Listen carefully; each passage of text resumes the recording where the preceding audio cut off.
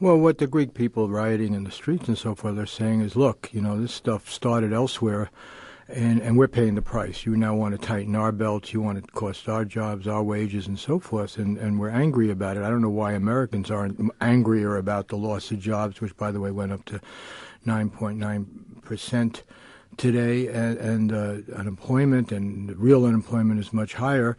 And I think we have to keep in mind this is a made in the U.S. nightmare for the world. Let's just face that. It is a made in the U.S. nightmare, and that has brought the world economy to this point. And secondly, it goes to transparency.